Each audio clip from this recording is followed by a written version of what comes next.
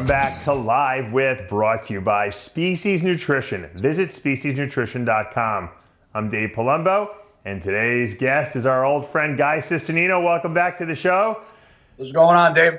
You know, you disappeared for a while. Now all I do is see Guy Cisternino all over, and we got you on the show on Iron Debate. You're back with a vengeance. Huh? That's because people like to write me off because I have an injury, and I'm not a pussy like everybody who gets injured and it falls off the face of the earth. I actually heard, I don't know who told me this, but who did you just see recently? Was it Jay Cutler? Jay, I was just in California with Jay, yeah. Yeah, and I heard that Jay said that you looked incredible, actually. Yeah. That's a pretty good compliment. Jay doesn't give anyone compliments. No, Jay's like a Cedo. He says to everybody, yeah, you look good. Yeah. Yeah, if he goes out of his way to say you look really good, then you know that you're really good. Yeah, he actually told me, he goes, you're going to have to eat a shit ton of food. He's like, as you get any leaner, he's like, you're going to be way too far ahead for 5 weeks. Right, and Chris told me that he thought that you were going to be fat, you know, when Jay called him up, but that wasn't the case. He said you got bigger too. What have you been doing? Training, man. I stick to the basics, Dave. I've been training the same way that I trained when I trained with you, when I trained with, Thackeray, that when I trained with Chris. I mean, yeah. I never, the only thing I did differently the past couple of years is, about 6 years ago, I hired Charles as my trainer. And, I call him every day on the way to the gym, and he gives me exercises. But, he knows too, like, there was a point this year where I didn't call him for a couple months, and he was like, everything all right? I'm like, yeah, man. I said, I needed to do me for a little bit. And that meant, like, I needed to go back to what I do and train the way I train and not listen to anybody. And because I know, obviously, Charles knows my body very well, but I also know my body better than anybody. And I know what got my physique to where it is today. And that was just the compound movements, heavy, lifts, pyramid sets, going up in weight and doing 10 to 12 reps. And I needed to get back and build my foundation again, because when you lose 40 pounds after 2 shoulder surgeries, it's not easy to come back. Everybody goes, oh, you must have just slammed a ton of drugs. And, people like to supplement, anabolics for hard work, where I'm completely opposite. I'll do the hard work over any drug and any day of the week. Right. You'll do both. No, just kidding. Let me ask you this question. With all the injuries that you've had and that you've overcome, are you able to lift heavy still? I mean, I still, since my shoulder surgery, I've inclined 170 dumbbells. I've inclined 315. What did they do to your shoulders, Guy, exactly in there? Because of 15 years of football, I have just really bad shoulders, and I have a partial tear in my labrum on my left side, my right side. But the problem that I was having from playing football for so long, this bicep tendon, because people think bicep, they only think your bicep here. They don't realize that your bicep runs pretty much, your brachioradialis all the way up to here, all the way up, and attaches to your labrum. When I went to the doctor, he was like, your bicep tendons are so inflamed and frayed, and your pieces floating around. He goes, you're going to tear them both at any second. He goes, so you can either wait to get them torn, and then the surgery is going to be even worse, right, because we're going to have to pull it back up. And so he's like, or we can go in, clean out both shoulders, cut the bicep tendon, drop it down, drill a hole in your humerus, anchor it in. He goes, so that takes away all the pain, which it did. I'm not saying I'm pain-free. I'm not saying I don't have it like clicking or, times where it's uncomfortable. But from where I was to where I am now, the pain is nowhere near what it was. I mean, I was having trouble just falling asleep at night. Yeah. So you had a bicep tenodesis done, where they actually move the tendon, they screw it, but they do it under tension, so you don't lose the tension of the muscle. Yes, because he said normally what he would do, it's called the tenodesis procedure. You nailed it on the head. Normally what they would do if I wasn't a bodybuilder and my symmetry didn't matter, they would have just cut it and let it drop and that'd be that. They wouldn't have gave a shit. Right. But because structurally I can't do that, they had to go and do where they re-anchored it into my humerus. Right. When I had my shoulder replacement, they actually moved that same tendon. That's only one of the bicep tendons. The other one doesn't connect up there. They moved mine. What they did was they sewed it to my pec tendon, then they cut it. So I lost also no tension on it. And I can't even feel the difference. So I mean, people look at me like, how are you able to do it? I'm like, I'm the type of person where if I can handle a weight, I'll handle it. And if I can get it for 1 rep, I'll get it for at least 10. Right. All right, so you're back hardcore. What's the show we're going to see you in next? Chicago, 4.5 weeks. All right, so you're ready. And how many weeks is that? It's July 5th and 6th, I believe. Yeah. Well, so that's coming up. That's in a month then. Weeks tomorrow. That's a month. Yeah. So you're going to be ready. I'm ready. I'll be ready in a week if I have to. Oh, okay. All right. So why don't you do something before that?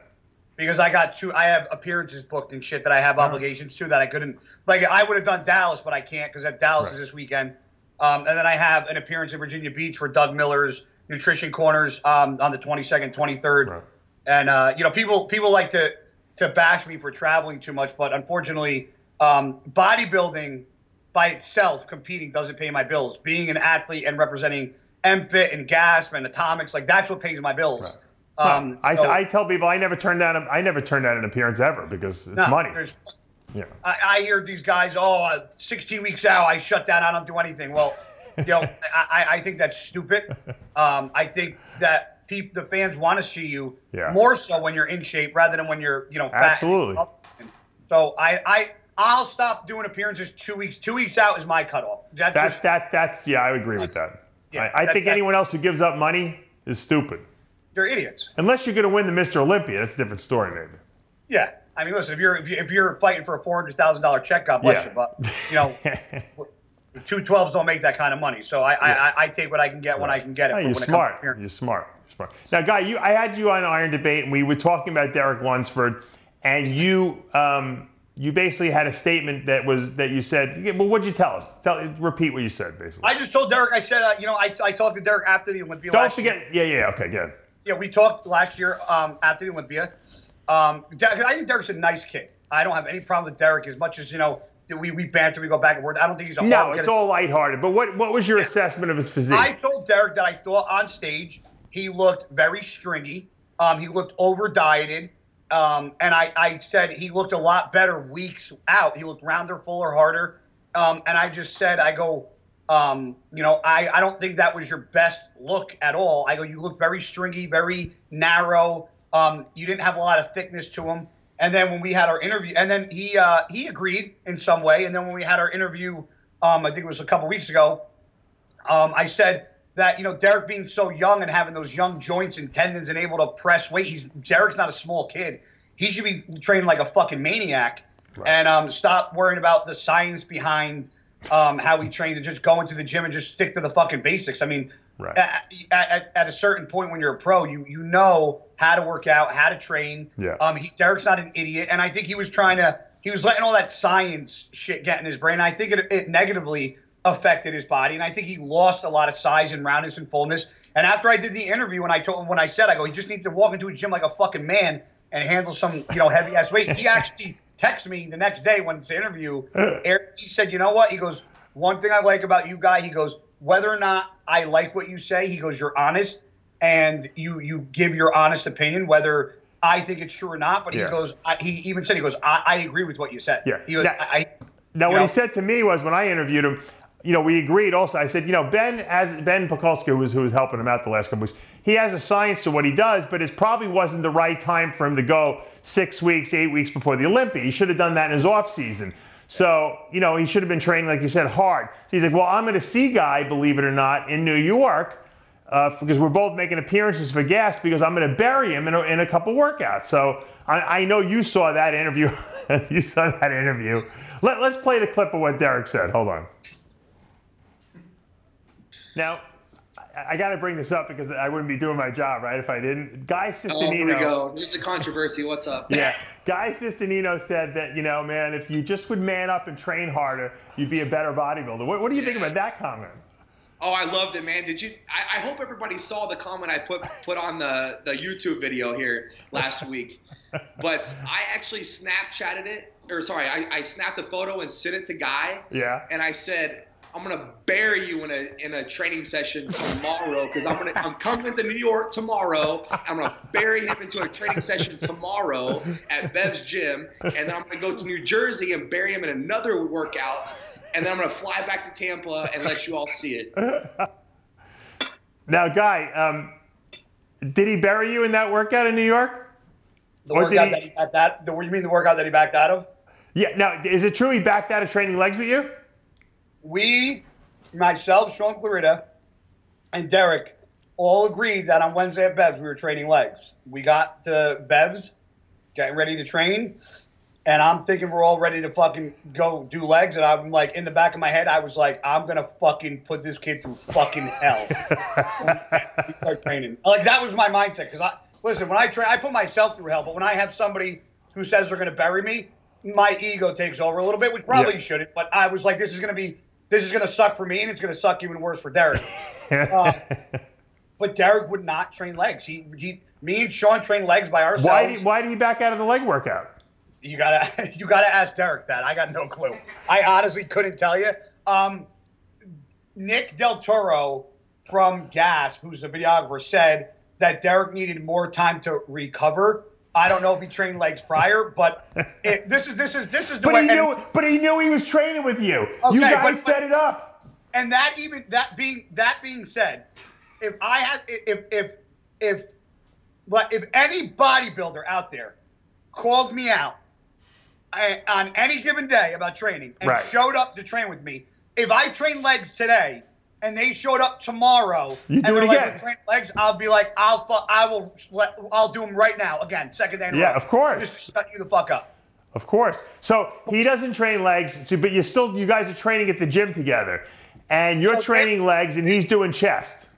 They were doing chest, and me and Sean had already done. Now let me preface this conversation. Yeah. With me and Sean, did 4 sets of extensions. Our last set of extension was a triple drop set. Then we went over to the regular leg press, with the one that pushes right out in front of you. I like that one. Yeah. So that one is the hardest one out of them all. Sure. And we did 4 sets heavy there. And then I was like, you know what, Sean? I really like this machine. I don't have it at my gym back home at Gold's. So let's do a superset with 10 reps with our feet closed and then 10 reps with our feet really wide apart to hit, the entire quad. So we're on our last set there. So we went up to like 8 plates a side regularly, and then we took off plates to back down and do a superset. So I don't know if you want me to keep talking. Hold on. Is Sean as strong as you, by the way? Sean's a strong fucking kid. Yeah. I wouldn't say Sean, because he's lighter, he's not as strong, but pound for pound, he probably is. He's a strong motherfucker. Wow. Okay. So now, set up the clip that we're gonna see that you sent me. So the clip you're gonna see, you're not gonna see everything. So I'll tell you the parts you're gonna see and then the parts you're not gonna see. So in the middle of training, Michael Johansson, who's the owner of Gasp, who's probably one of my favorite human beings in the world, because I love the guy to death. Yeah. He walks over to me and Sean. He goes, I'm going to stay over here and watch you guys train because they're training like sissies over there. So he says that to us, and we're all laughing. So in the middle of this is now the camera caught that, but then you're going to see the clip cut, and then you're going to see me all of a sudden doing a chest press. But what you're not going to see is during my last set of the superset, Derek screamed, "Oh, you train really hard when you only have 4 plates on each side on a leg press machine." So I racked it. I got up and I go, "Get out of my way." And everybody got out of my way. And there were 2 other kids on the machine, Chris Pantano and Vlad. I go, "Get off." And they were on their last set of this heavy seated plate loaded chest press machine. They had 6 plates on it. Right. So I probably should have done it. It was probably stupid. No warm up. I was like, no way is any motherfucker calling me out and thinking that I'm not going to do something. So I jumped off the machine and I go, everybody get off the fucking machine right now. So I went, not warming up. I sat in the machine. I grabbed it and I fucking blew out 10 reps, dropped it. And I trained like a fucking pussy. I go with 3 plates on that fucking thing and walked away and went back to my chest workout. All right, let's play the clip now. This might, you got the final word here. Let's see. Now we get the visual proof. Here we go. Roll the clip. I do reps for Sean Clarita and Guy Cisternino today. Who's that?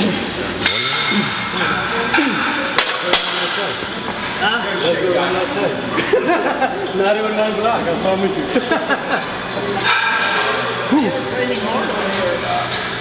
Get that on camera? Did you get that on camera? What's that? He said, training hard over here, bloody sissies over there. Huh? What? I didn't say it. Go do it. You're gonna take a deep. You're gonna fucking do it. Take a deep. Let's go. Come on, guys. got 3 sets on the chest press. Fuck that. That's how you train hard. He trains hard. That's how you hurt yourself. And that's with a broken rotator cuff too. See, you basically shut him up. And then if you see at the end, Derek actually admits he trains fucking really hard. What was Jay Moore doing there? Who? Wasn't that Jay Moore? Fuck's that? Who was the guy at the end with Vlad? With what's his name? With Derek. There was Derek, Vlad, and Chris Pantano. Oh, that was Vlad. Okay, I didn't even recognize him. He looked like he gained about 100 pounds. Yeah. But that was, so that, for me, the fact that he looked at the camera after that and goes, he trains really hard, I was like, I did my job. I'm good. I got the last word, and that's all I needed. Doesn't Derek know better than to call you? You're like no one should call you out because you're nuts. You're not going to let anyone show you off. That's for sure. And, what's funny is that I think Derek's a good kid. I mean, I've seen a lot of interviews with a lot of people, and Jose even said it. Jose did a very nice interview on YouTube about people he's trained with, and he said Guy is the hardest training partner and will out-train anybody in the gym. And he goes, I don't know how he does it. He goes, but he has something in his brain, which actually I just came out with the shirts that say turn off fear, turn on Hulk, because in the video, Jose goes, Guy has something in his brain that he can click where he just turns off fear and turns on Hulk, where if I'm squatting 600 pounds, he can go to a place that nobody can go to and squat 600 pounds. He goes, it doesn't make sense. You look at him, you wouldn't think it's possible. He's like, but he does it. And that's just, I tell people, you have to be a little fucking crazy in this sport, especially more so to train at an intensity. And you have to, some people have that place mentally where they can go when they walk into a gym that other people don't know how to get there. And people think that, people say it's anger. I go, it's not anger. There's got to be a place that you have to mentally go to when you're during your sets that take you to a place where it's like life or death. And I do that. I don't know how to do it. I don't know how to tell people to do it. I just tell people all the time, if you hear me in videos, I tell them check in. It's like time to go to fucking work. Like you have to find that place. I think it's just inside you. Some people got it, some people don't. I got to send you one of my shirts here, the Lift Ugly or Stay Skinny shirt. I love it. But it's about training, and I think a lot of guys can't go there. And sometimes you get guys that are very genetically gifted that never really, embrace their genetic gifts. I mean, Ronnie Coleman was a guy who was genetically gifted, but who embraced his genetics, and I think that's why he was so good. Him, Dorian. There's very few people that have pro bodybuilders that have all the tools and also utilize the tools they have. Who would you say were the top 5 hardest training guys that you've ever encountered? Number one on my that I've trained with or I've seen. Both. Ronnie's up there. Yeah. But anybody that I've trained with in my life, nobody, including myself. And I will say this. I've trained with a lot of pros. Nobody trains harder than Branch. Really? Okay. No. Branch has that fucking place where he can go. Yeah. Now, the Branch now is a little different than the Branch back when he was bodybuilding, because the Branch when he was back bodybuilding, if me and him trained together, if we even went you're up, that's probably the most words that got spoken. Were you scared training with him, like you were afraid to do anything wrong, type of thing? Well, because Branch is so old school. I know. You're afraid to even take out your I've seen people take out their camera to film for social media and they'll be like, put that fucking shit away. Don't give a fuck. He don't care if there's a camera crew there. I've seen him push people out of his way. Yeah. He's a maniac. Yeah, but I grew up watching Branch. I mean, Branch is not that much. Branch is 44, 45. I'm 37. But when I was growing up, Branch was the one that I was Kevin Levrone was one of my favorite physiques. And Branch was one of my favorite physiques because he was, 5'8", shorter guy, freaky muscle, and he trained like a fucking maniac. So Jose trains very fucking hard, very intense, very strong. Derek Farnsworth is a maniac in the gym too. Yeah. very, very strong guy. And open guys, I mean, it's hard because, I mean, I've trained with Sean. I've trained with Rolly is just strong for no reason. Like, you could put 20 plates on a go squat. He'll be like, okay, I know squat. But I heard Rami's very strong too. But I also heard that he's not a very intense trainer though. He's just super crazy strong. I've never trained with them, or I've never seen him train like in person. So I can only attest to what I've seen or who I've trained with. You know, Sean's very strong. But I honestly, when you say the most intense, Branch is the first one that pops in my head. Yeah, hands down. Nobody. I bet you Dorian and Ronnie were pretty crazy back in the day. Well, ready for this? I will say Branch, and Branch has said this to me multiple times. Branch said the only person I've ever seen that has never gotten outworked in the gym, he goes, was Ronnie Coleman. He goes, Ronnie Coleman will outwork any human being when he was bodybuilding. He goes, nobody has ever outworked that man. And that came from Branch's mouth. Yeah, the problem is because he was so strong, but yet he had crazy endurance. I mean, you would watch that leg workout and you'd be like, I can't believe they're still lifting. Now they're going to go into the parking lot and lunge for an hour? Branch's workouts, when I train with Branch is heavy, but I'm like a 10 to 12 rep guy. Yeah. Branch is 20. So like a typical leg workout for Branch is 4 sets of leg extensions, sets of 20. Last set is a set of 60, 20, 20, 20, sometimes 80. Wow. Then he'll go over 4 sets of squats. Then he'll go do hack squats, 4 sets, and then get up to like 6 to 8 plates, and then do a triple drop set from there. Then go to leg press, then do a power squat, then do a leg curl. Like it's crazy because it's in 115 I know. one fan in the place. It's like they're a different breed down there, man. Yeah. You know what the funny thing is? I trained hard and I trained heavy, but I could never do the volume that those guys did. That's what impressed me. I mean, they were able to do the weight and the volume and recover somehow. You know, it's crazy. It's funny. I got a couple of my close friends that call me Wolverine in the gym. It's just not because of the beard, but I'll do a set of like a 5-6 set drop set. I'll put 15 plates on a leg press and drop 2 plates at a time all the way down till I get to 2 plates and then do 20 reps. And I'll jump up and I won't even be like, and they're like, how are you not like dying? I'm like, because I've been doing this for years. Yeah, you have good endurance. That's why for me. Well, Guy, like I said, it sounds like the comeback is going to be a successful one. Good luck in Chicago. Thank you, man. If you don't win Chicago, are you going to do another one? Well, after Chicago, the only other one to do is Tampa. There's Chicago, and then Tampa's August 1st. So you're doing both? That's the last one before the Olympia. So, my whole thing is, I had a really shitty pro debut. I shit the bed with my pro debut in 2010, and not a lot of guys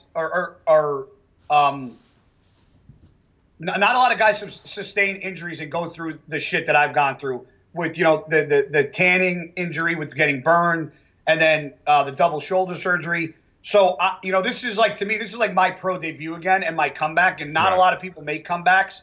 And I want to make sure that, like, Eduardo came back and fucking crazy for not competing in years. So I want people to remember, not because I think I'm I don't think I'm a great bodybuilder. I think I'm a good bodybuilder, but I want people to be like, you know what, if he can get through everything that he got through and still get to stage and still win shows and still do what he did, then I can get through whatever shit that I'm going through and get on stage. So it's more for me, it's like a good storybook ending for what I've gone through. And at the end of the day, I talk a lot of shit and bust balls and joke and curse, but I've been to 2 school districts in the past 2 weeks that I've driven to and spoke to. I'm flying out again to the University of Michigan like I did last year. They're flying me out. My passion is for kids and motivating and speaking to kids and trying to help them get on the right path and understand that, as long as they wake up every day, that's another day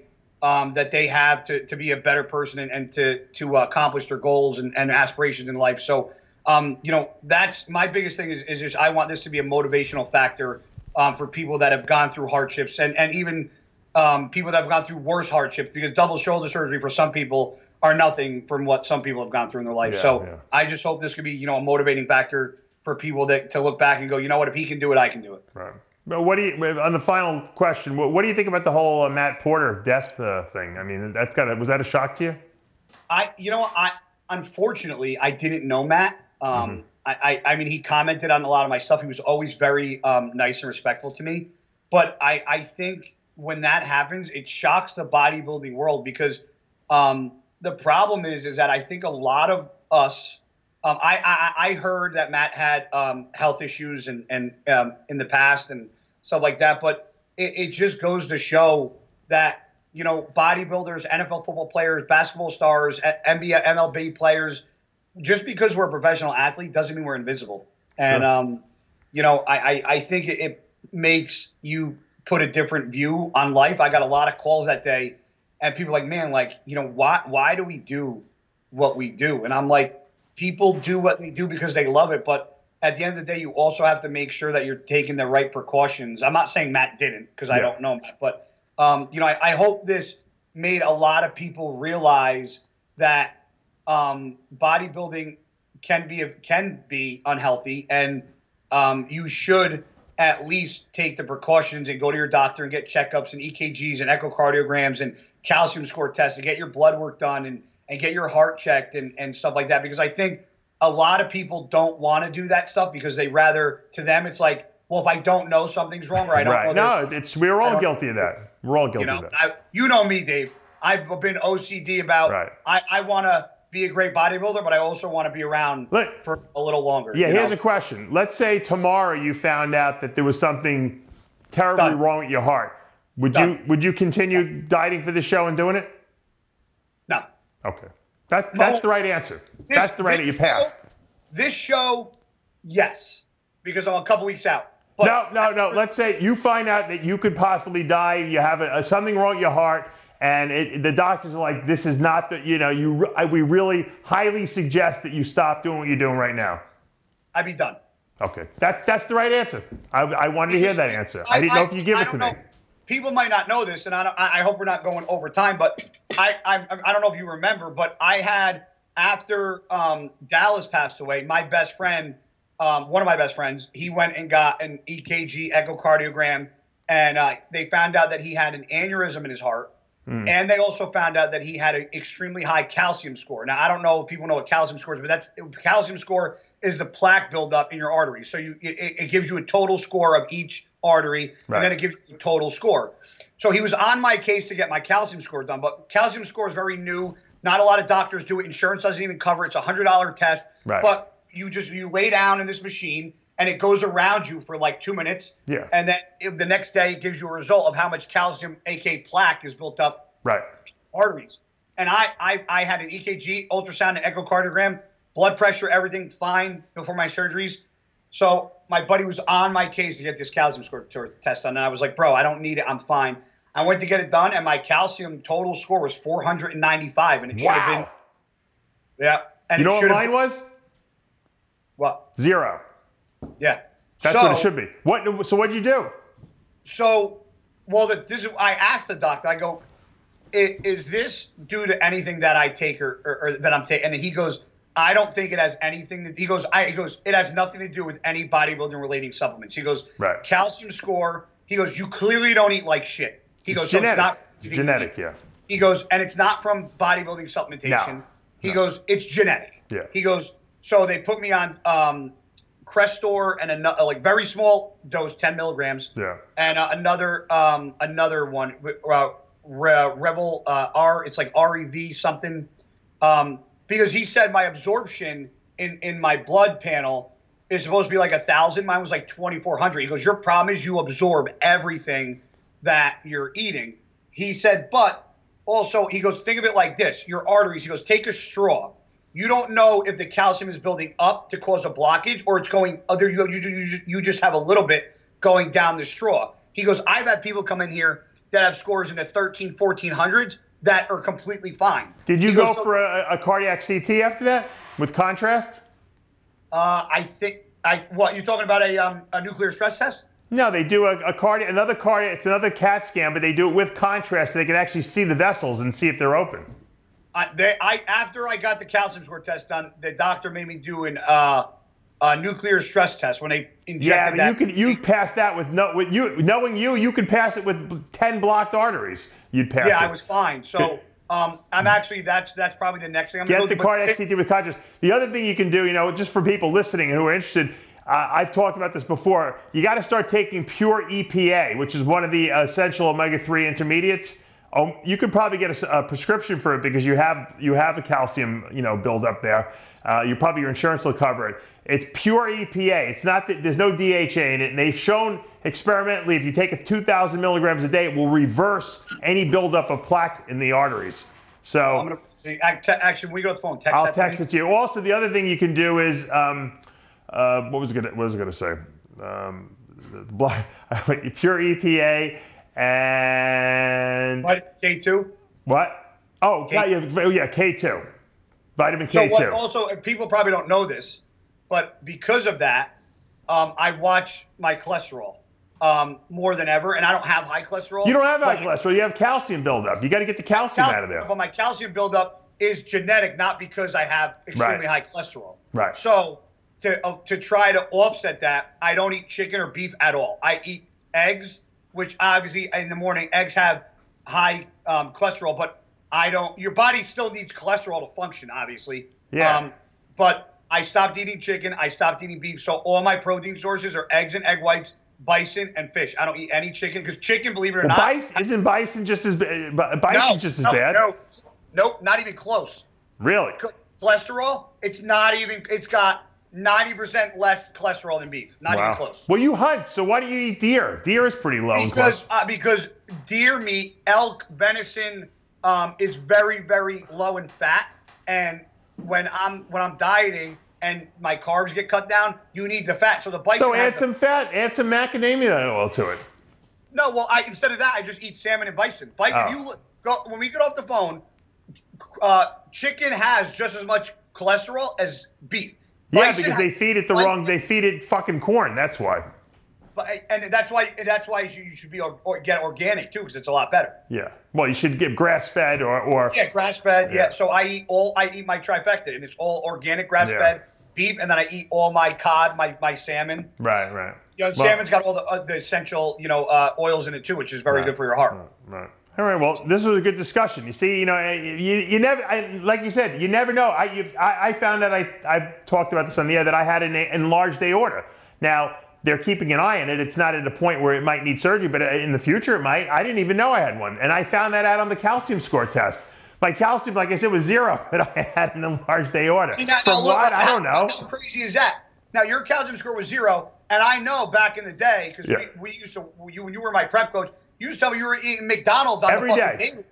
So it's like every day, Guy. I ate it. I don't have any blockages. I have no calcium because you know why? I genetically, that's not my thing. That's it. It's genetic, and you can't. And the doctor goes, unfortunately, there's some things you could do to stop it and maybe reverse it a little bit. He goes, but when it comes to things that happen because of genetics, a lot of times you have to take a medication for it. There's nothing you can physically do to change it. Right. I don't think you need medication, to be honest with you, but I would take it just temporarily, but I would get on the... I'm taking it until I do my next round. We'll get on the EPA and get the vitamin K2 in your system, and I think that's going to help. Arjuna, turmeric, I got a fucking laundry list of shit I take every day. I take injectable CoQ10 now. Guy, you're going to reduce too much inflammation. You're not going to be able to build muscle. That's what Blackman would say that. Nah, you need inflammation for muscle. Not good for health, though. CoQ10? CoQ10 is great for heart function. Stress. Heart function, that's what really CoQ10 is good for. And you know why? Because when you get to be old, and you're getting old now, Guy, over 35-year-old, your body doesn't produce as much CoQ10 in the heart anymore, so that's why you need that. You don't need it before 35, though. I don't believe. No. Nope. Well, we could have a whole show on nutrition. Maybe we'll do another one on that. Good luck in Chicago, Guy. Keep us updated. Thank you, man. I appreciate it, guys. All right. We love you. And that'll take us, guys, to the end of another episode of Live With, brought to you by Species Nutrition. I'm Dave Palumbo. We'll see you next time. All right, guys.